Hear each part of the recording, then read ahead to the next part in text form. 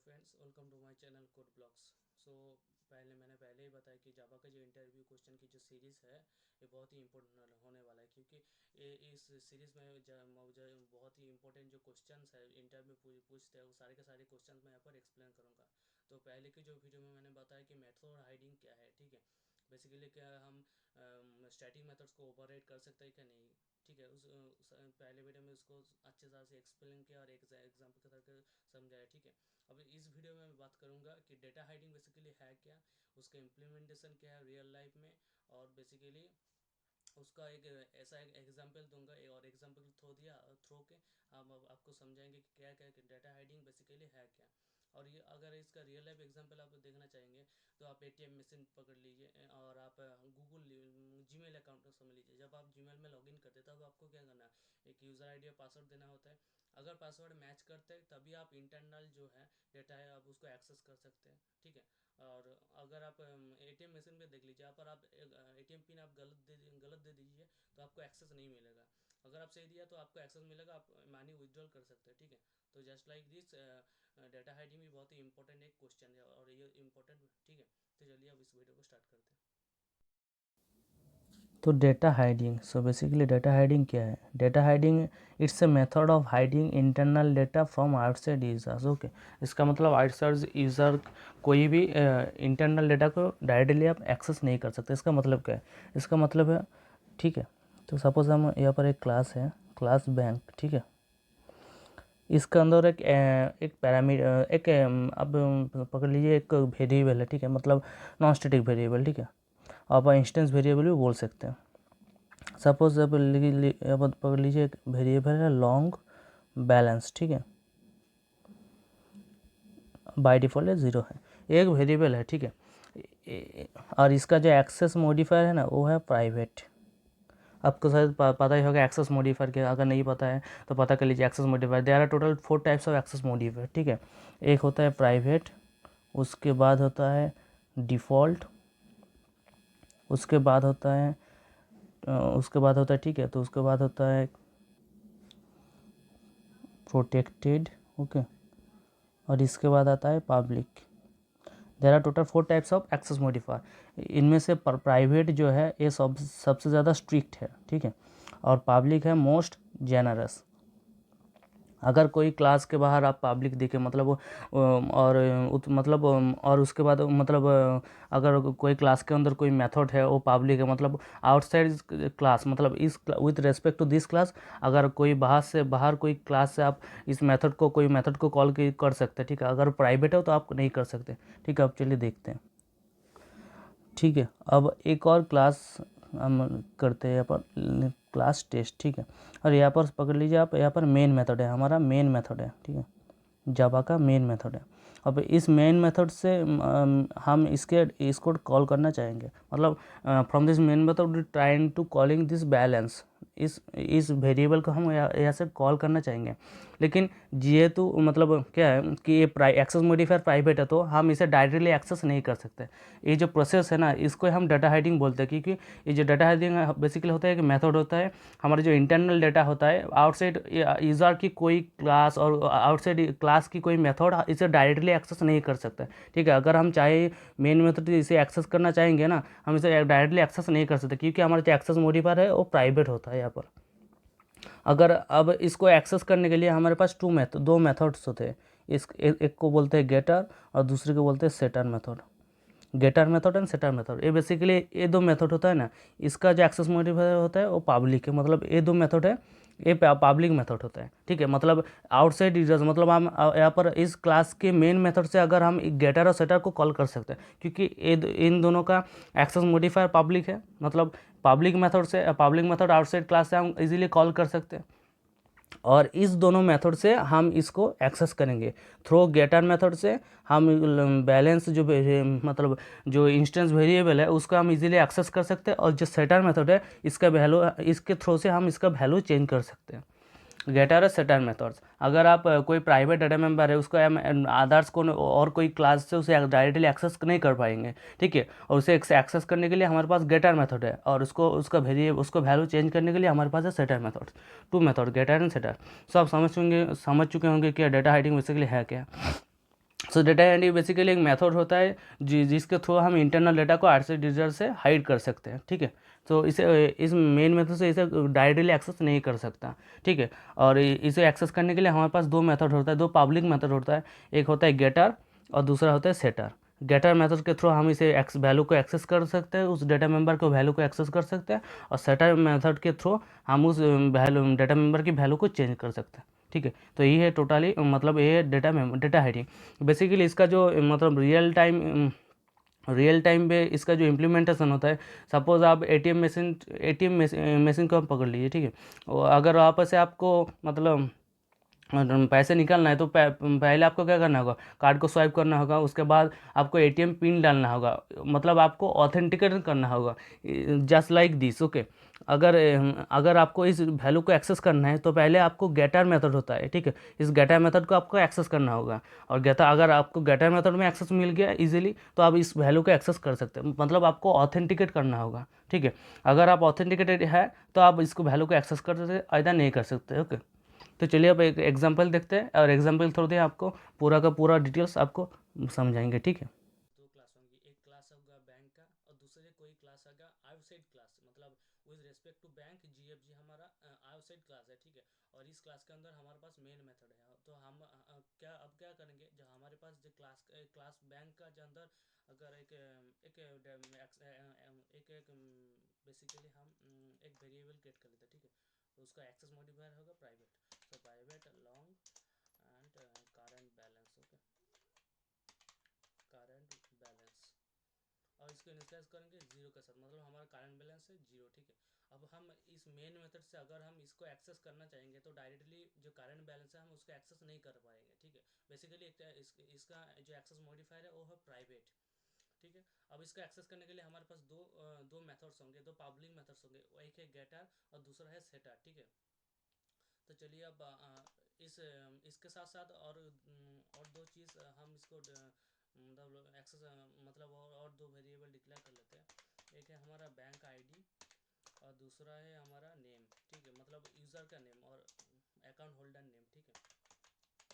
और ये जो वेरिएबल्स है ये बेसिकली पब्लिक है बाय डिफ़ॉल्ट, सॉरी डिफ़ॉल्ट है, मतलब बाय डिफ़ॉल्ट कुछ मैंने यहाँ पर स्पेसिफाई नहीं है, मतलब क्या है, मतलब है डिफ़ॉल्ट है, मतलब हम मेन मेथड से इसको इजीली कॉल कर सकते हैं, ठीक है। अब हम वही गेटर और सेटर मेथड्स को कॉल करेंगे, ठीक है। Public long get current balance, ठीक है, ये है गेटर मेथड बेसिकली। और इसका यहाँ पर हम पास करेंगे ऐसे पैरामीटर लॉन्ग आईडी, ठीक है।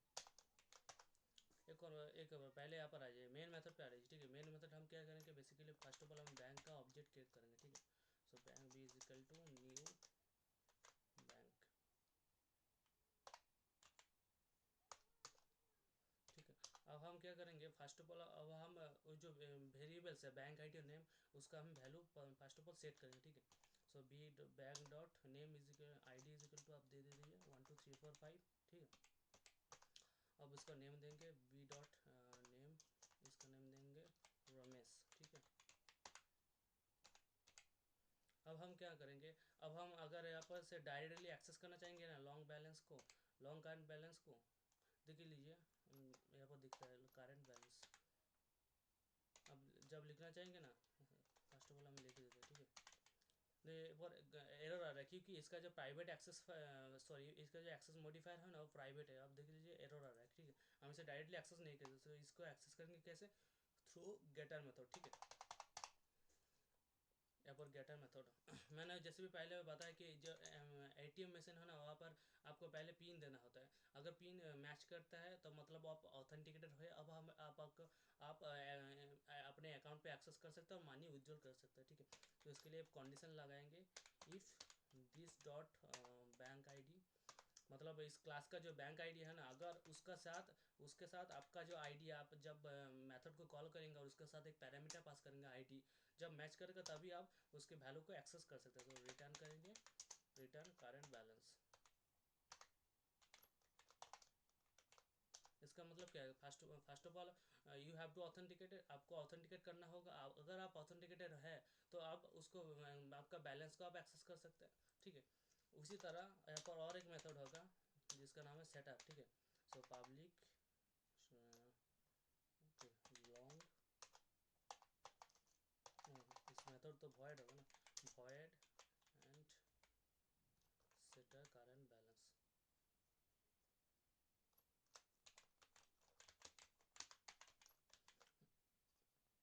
जो पैरामीटर होगा, एक होगा लॉन्ग बैलेंस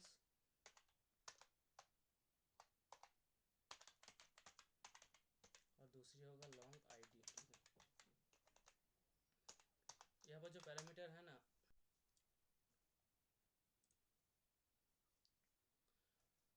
तो बेसिकली सेटा मेथड का काम क्या होता है? सेटा मेथड का काम होता है कि हम जब वैल्यू को चेंज करना चाहें, ठीक है, इस वैल्यू को हम चेंज करेंगे तो उससे पहले आपको क्या होगा, ऑथेंटिकेट करना होगा। ऑथेंटिकेट लिए हमारा जो एक यहाँ पर पैरामीटर है ना लॉन्ग आईडी, ये बेसिकली हम ऑथेंटिकेट करेंगे, ठीक है। तो फर्स्ट ऑफ ऑल आप ऑथेंटिकेट के लिए कंडीशन लगाए, this dot bank I D equals to I D. अगर मैच होता है तो आप ऑथेंटिकेटेड है, तब जाके आप आपका वैल्यू चेंज, उसका वैल्यू चेंज कर सकते हैं। यहाँ पर जो पैरामीटर है ना लॉन्ग बैलेंस, ये बेसिकली आप एक वैल्यू देते हैं, जो वैल्यू आप चेंज करना चाहेंगे ना वो वैल्यू यहाँ पर पुट करेंगे, ठीक है। अब आ जाइए current balance is equal to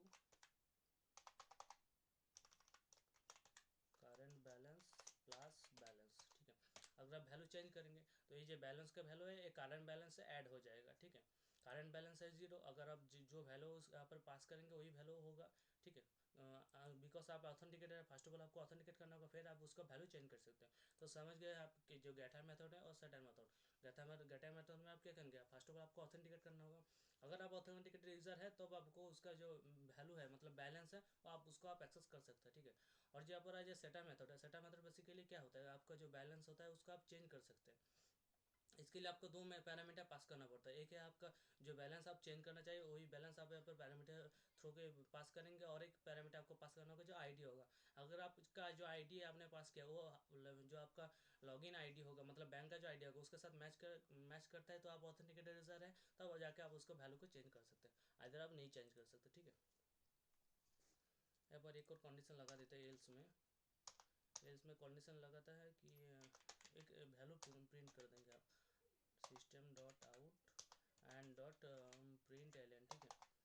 print L N, इसके अंदर क्या प्रिंट करेंगे, इसके अंदर प्रिंट करेंगे कि रॉन्ग आईडी, ठीक है। अगर आईडी मैच नहीं होता तो ये प्रिंट होगा, ठीक है, रॉन्ग आईडी। अब आज आया पर आ जाए मेन मेथड पे आ जाए, ठीक है। अब अभी तक हमने क्या किया था, जो बैंक आईडी और नेम था उसका हमने वैल्यू असाइन किया था, ठीक है। अब हम डायरेक्टली अब हम क्या करेंगे, गेटर मेथड के थ्रू हम जो करंट बैलेंस है उसको एक्सेस करने की कोशिश करेंगे, ठीक है। तो चलिए देखते हैं, system dot out dot print L N, यहाँ पर क्या करेंगे, चेक हम एक्सेस करना चाहेंगे। सो करंट बैलेंस देखेंगे हमारा करंट बैलेंस क्या है, ठीक है। अब हम क्या करेंगे, वी डॉट गेटर मेथड, हमारा जो गेटर मेथड है उसको कॉल करेंगे। यहाँ पर हमें जो आईडी है वो एक आईडी पास करना होगा, ठीक है। हम सपोज आईडी पास करते हैं 1 2 3 4 5 6, ठीक है।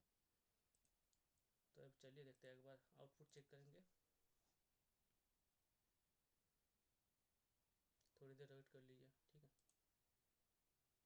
आउटपुट में देखिए क्या आता है, मिसिंग रिटर्न स्टेटमेंट,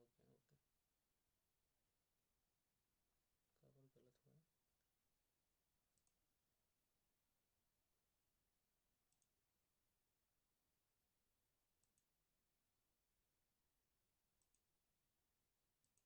ओके,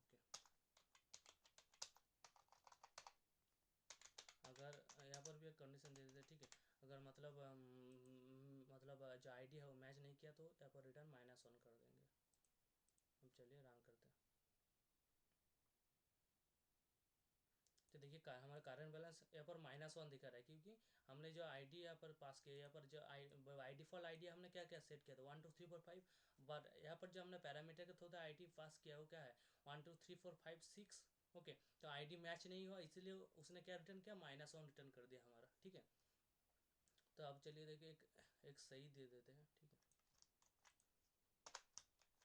यहाँ पर आईडी दे देते हैं 1 2 3 4 5, मतलब अब मैच करना चाहिए, ठीक है। जब देख लीजिए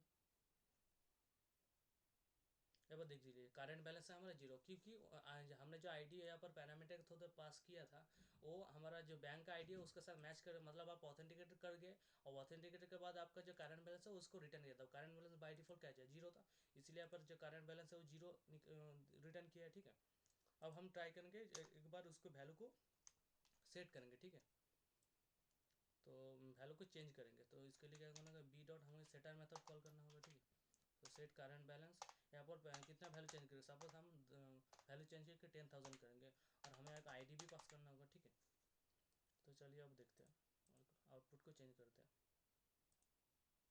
एक और चीज़ यहाँ पर भी हमें एक और बार गेटा मेथड को कॉल करना होगा, out dot println current balance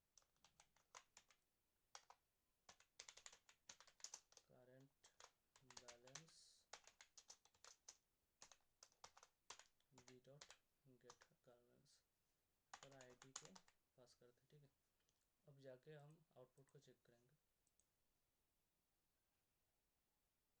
देखिए आप इनिशियली आपने जो आईडी पास किया तो मैच नहीं है, इसीलिए आपको -1 रिटर्न किया। उसके बाद आप देख लीजिए जो करंट बैलेंस है वो जीरो है, बिकॉज आपने जो आईडी पास किया था वो एक्सेस हुआ, मतलब मैच हुआ, तो आप ऑथेंटिकेटेड यूज़र है, इस जो आईडी से यहाँ पर आईडी पास किया तो मैच हुआ। तो इनिशियली करंट बैलेंस क्या था, जीरो था, वो उसको रिटर्न कर दिया। उसके बाद हमने क्या किया, सेटान मेथड के थ्रू तो हमने उसके वैल्यू को चेंज किया, 10,000 किया। ठीक है, अब उसके बाद हम फिर से गेटा मेथड को कॉल किया और गेटा मेथड में भी हमने करेक्ट आईडी पास किया, तो उसके थ्रू भी हमने उसको एक्सेस करना चाहे, तो गेटा मेथड ने क्या वैल्यू किया, हमारा जो 10 मतलब सेटा मेथड के थ्रू हम बैलेंस को चेंज कर दिया, 10,000 कर दिया था।